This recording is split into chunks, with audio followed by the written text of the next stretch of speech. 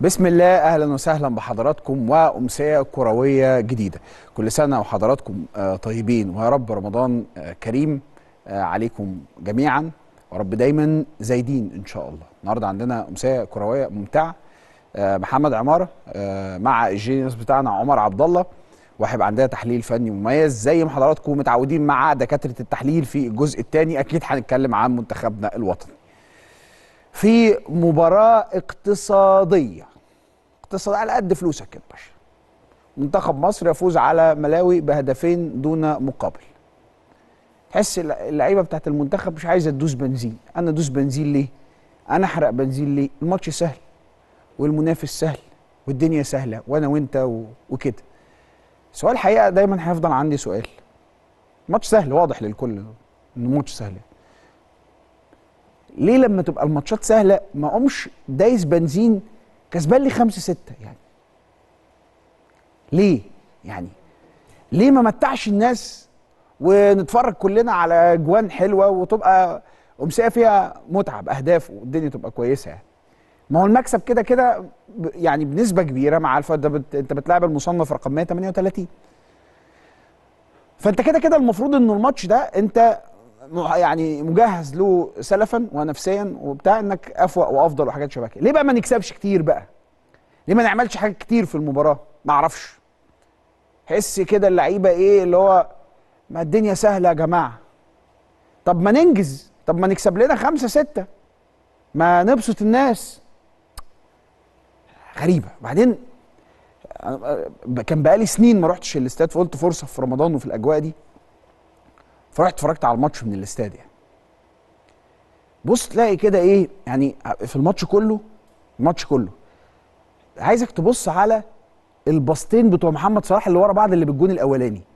تحس ان الباصه بتاعت محمد صلاح دي خرجت وهي صغيره وبعدين اتعلمت بره، فبقت بتتكلم لغات وبعدين راحت واخده ماجستير ودكتوراه. بص باصه عامله ازاي، باصه من اللي هي دي بتروح تحس ان هي متعلمه بره، باصه يعني ليها تمن كده. انما بقيه الباصات اللي في الملعب طول الماتش تحس الباصه ايه، في الكتاب لسه بتحبي، لسه بتتعلم القرايه والكتابه. باصه ما كملتش تعليمها يعني، واقفه لحد الاعداديه ابتدائيه، ما وصلتش حتى كمان للثانويه. باصه تعبانه كده يعني، معقربه مدشدشه مكسره، جايه على جنب جايه لورا، فاهم انت؟ فيها موضوع كده. انما الباصتين بتوع ابو صلاح تحس ان هم كده فاهم، رايقين قوي كده. مش هو عايز اهو روح، هي بتتعمل كده روح، فتحس ان انت قاعد بتتفرج موضوع سهل. هي الكره في رجليه سهله عموما يعني. بس برضه ارجع تاني واقول الماتش كله على بعض، لا انت ممكن تكسب اكتر من كده بكتير. ليه ما بنكسبش اكتر من كده بكتير؟ ما اعرفش حقيقه يعني. ليه في الماتشات اللي شبه كده انا بكتفي واقول خلاص؟ ما هو مش عارف، بحس ان اللعيبه بتاعت منتخب مصر تقول لك ايه، يا بخت من قدر وعفي. ليه يا باشا؟ دي كوره، العب بقى وخمس ستة واعمل سكور والدنيا تبقى كويسه. ما علينا، مش هي دي القصه برضه. عايز اقول حاجه، وهي الحقيقه شاغله بالي من ساعه الماتش لحد النهارده، يمكن من وقت بطوله كاس العالم، بس كمان النهارده عشان جوه الاستاد. احنا الهويه عندنا في تشجيع منتخب مصر رايحه خالص. يا جماعه لازم نتنبه وننتبه انه التشجيع منتخب مصر اقل حاجه وسط كل حاجه. يعني الانديه عندهم مشجعينهم اللي بيدغدغوا الدنيا، الاهلي والزمالك وكل الانديه الشعبيه. تيجي عند منتخب مصر النهارده قاعد في الاستاد، الصلاه على النبي، الناس كلها جايه تتفرج، بدل ما تتفرج من التلفزيون جايه تتفرج من الاستاد. حتى عيني الراجل المذيع الداخلي زهق. احنا داخلين على التلت التاني والماتش اصلا يعني برضه ساكن. الشوط التاني كان ممل شويتين ثلاثه عشان بس نبقى امنا مع بعض. فالراجل المذيع الداخلي يعني زهق، قال لك طب ما نسخن يا جمهور مصر كده، يا جمهور. ما الناس ما فيش، ما بتردش، لسه صايمه يا عيني. بعدين بدأ يقول هتافات، فأنا بقيت مشفق عليه ومشفق عليا ومشفق على الناس. فالناس بقت بتقول الله حي والتالت جاي. جماعة ده كلام ستيناتي قوي، قال الله حي والتالت جاي، ده خلص من زمان، ده ما في.